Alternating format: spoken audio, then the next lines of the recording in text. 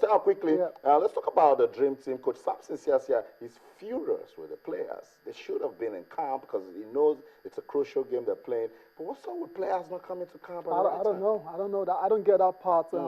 Professional players, when you get invitations to play for your country, you should be excited. You should be champing at the beat to represent your country. But then the case doesn't seem to be that in this particular one. And I hope the players really, they need to just have a look at themselves and get in camp and start getting ready for this all-important qualifier. It's very important Nigeria makes it to the tournament. So that's it. Coach Samson Siasia has expressed his anger at the attitude of the players to the invitation. Siasia says that he cannot understand why players were called to play. I just said it because it's about pride, honor, and glory for your country. He doesn't understand why they need to beg for permission to see their families, give these excuses and that, just because they want to take a break. So Coach Samson Siasia not liking that one. He says it's about time that changes. He's giving them an ultimatum. Says no player can hold this country to ransom if you're not coming, that they're going to look elsewhere. As simple as that. Simple as that. If a player doesn't show interest in representing the country, then there's several other players that can take their places. And so that's what I guess, and that's more work for Samson Siasia because it's going to have to look elsewhere for these guys that are truly committed to the cause. Sharks FC defender Chima Akaz, Warri Wolves players Semiu Laidi, alongside overseas foreign-based professional Umar Aminu, Shehu Abdullah, and Ikechukwu Okore, they have all reported to camp. So those are the that's how many players? Those are the good guys. But that's not all of them at the moment. But those are the good guys that Coach Samson was saying, well done. You guys are not following the other guys. So let's see. Maybe by tomorrow we're hearing good news from the under-23 camp. Now let's talk serious business. And I say serious because if something is not done, this will continue in Nigerian sports. Preparation, very, very important. There's need for athletes, there's need for total, it's a total package. You're going for an international championship and you start getting ready a week to the tournament. It's a waste of time, just going to add to the numbers. We're counting down to the All-Africa Games that will take place in Congo, Brazzaville in September. Boxing has been an admirable sport in this country's history. It has brought glory, international reputation to the country. But at the moment, boxing is struggling. And Tayo, former Commonwealth champion, former coach of the, because somebody cannot say the man doesn't know what he's talking about. Yes. He's been there, done that with boxing in this country, and it says National Sports Commission, if we don't change, we'll kill boxing in Nigeria. Austin, that's a very strong one from Obisi Anwankpa. And there goes the quote right there, Austin. And he threw it with a punch. I must express my disappointment at the way the Sporting Authority have been going about the games. We have 2 months to be in Congo, Brazzaville, and it is obvious that nothing is happening. Imagine that September 4, that's when the All-African Games will start. And according to what Obisi Anwankpa is saying now, boxers are not, they're not ready. They're not ready. And if you're not ready going into a major tournament, especially boxing, then you're bound to get really found out. And boxing is one of those sports where it's a very lonely world there. There's nowhere to run, really. When you are inside that ring, your coach is just there looking at you. Exactly. I remember when I spoke to Obisi Anwankpa, he says he can just do his part as a coach. If a boxer is not fully ready, all he needs to do is throw the towel so that they don't kill the boxer. Yes. But I mean, you're going to play countries that are technically ready in every way you can think about infrastructure, and then you're not even calling for camp. No, incredible. Yes. It's just absolutely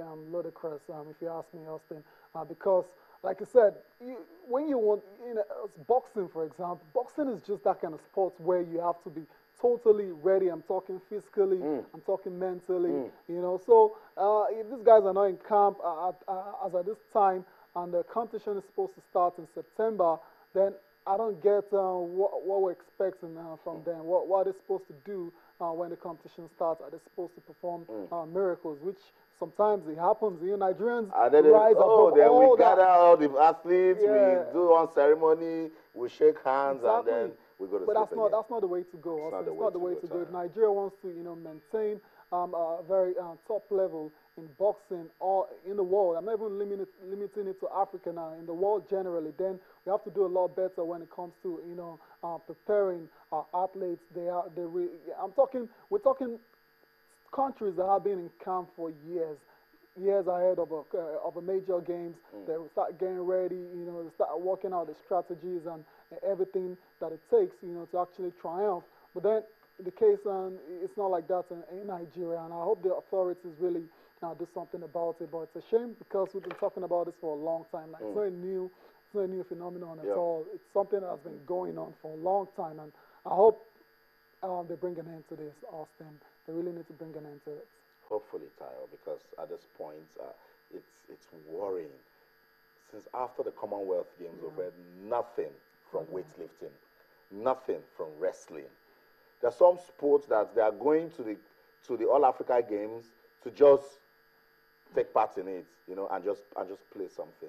It's totally worrisome. So the National Sports Commission this morning, not from us in the studio, a champion, a veteran of boxing in this country is appealing that we give attention to the sports in the country, because the All Africa Games should be where Nigeria should go and shine and use it to actually tell Africa that we have talents, and then start getting ready for the international stage. Okay, that's it. Let's go on this quick break now. When we come back, we'll tell the story of how 2 red cards to Uruguay and a late goal by Mauricio Isla ensured that host Chile makes it to the semifinals of the ongoing Copa America for the first time since 1999. Let's see highlights of that game, and I'll come back. We'll talk about it. Don't go anywhere.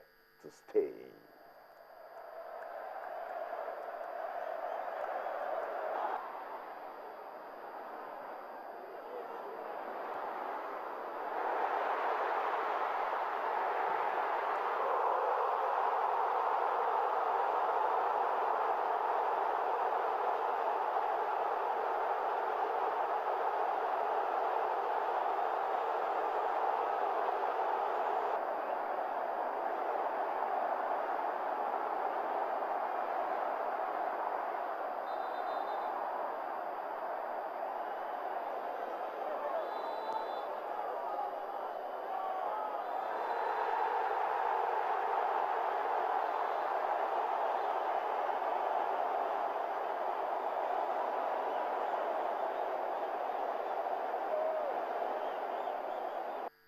See what sports can do, Tayo. It makes old people behave like babies. Yes. What a game for Chile. Leaving it late, and then it's game over for Uruguay. Yeah, and that's how the cookie crumbled for the defending champions, Uruguay. No Suarez in this team really definitely affected the performance. And so, but to the game itself, it was a very explosive one, like you would expect, between two South American giants. And it was really very feisty, and I really enjoyed it. And Mauricio Isla, like I said, leaving it late and to get all that 3 points for Chile. Mauricio Isla was in the Premier League last year. On loan at Queen's Park Rangers. QPR, back to Juve. Back to Juve now. So it's a good one for Chile. I remember they've never won it before. They've been to the finals 4 times. They've lost all 4 times. So this time around, in front of their own fans, they really believe they can do it. 99 years, that's almost a century. And a team as big as Chile, they've never won the Copa America. Because you can't be playing Chile and see them as pushovers. No, you can't. They always have a presence in football. Definitely, and look at the fans and joyous scenes on the streets. Santiago right That's there. what and sports that's can what do. it does, yeah. This fans will be open. Look at that kid right there. He knows what's going on. We're talking of the old people, but look at the kid right there. He knows what's going on. He can feel it in the air. And, they will all be open. Chile actually progress into the final and do it for the first time, make history. Aside making history, it will keep the life of the competition going as the host country. So fans will now see the need to turn out to be a massive one in their next game. Definitely, Austin. They're in the semifinals now, and they'll be waiting for the Bolivia winner and Peru. Bolivia and Peru. And I'm not trying to underestimate those two sides now, but I expect Chile, to defeat any one of those two teams in the semifinals and move on into the final. Might be difficult for them against Peru, but they crushed. Remember, they were in Group A with Bolivia, crushed Bolivia 5-0. So they'll be saying, bring on Bolivia again, but it's football, anything can happen. It might just be dangerous for them. So that's it. coming from the Copa America? Yeah. And just before we go on, we have a couple of other games. Okay, that's the incident right there. Edson Cavani. That's the softest yellow card you would ever see in a football game. It's just when players just do the silliest of things. Yes. It's such a game. You need character. Definitely. You're playing against the home fans, yeah. and you expect the referee to just, even if you ask Alexis Sanchez, have you eaten? The referee might yeah, give you a card. I understand what you're saying. Also. Yeah. Sometimes that was very silly of Edson Cavani, but then look at that guy Jara, whatever his name is. Jara he's made a meal of it. No, he has to He's go made down. a meal of it. Oh, Austin, please, he's made a meal of it. It just went down like he's been shot, and that was Can you the remember case. Rivaldo Yeah, at the World Cup? you don't want to see that on a football pitch. It's not right. It makes the crazy. game look really.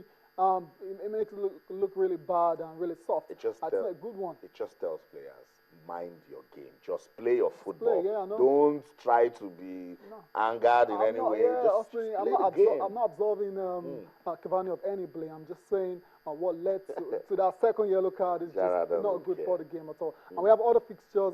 We talked about Bolivia and Peru already. And then we have Argentina taking on Colombia. That's going to be very, very big and massive. And Brazil versus Paraguay. I expect another explosive encounter in that particular one. And like I said, if those two guys, Argentina progress and Brazil progress, then we have Argentina-Brazil in the semifinals. What a cracker that would be. Just look at that. And as for Brazil, they should be careful because Argentina couldn't beat Paraguay. That's how quickly. Yes. The NBA is over, and whenever the NBA season is over, we start talking about prospects. Yeah, definitely. What are we expecting? D-Day tonight, and a couple of very good players they're expected to be, drafted from number 1 to number 3. We're talking of Jalil Okafor, cousin to Emeka Okafor. We all know him. And there's another guy there. His name is Carl Anthony Towns and D'Angelo Russell. Those 3 guys are expected to be, very top picks at the NBA draft later tonight. So I'm really looking forward to it. This is where the new NBA legends, this is where they are born. That's it.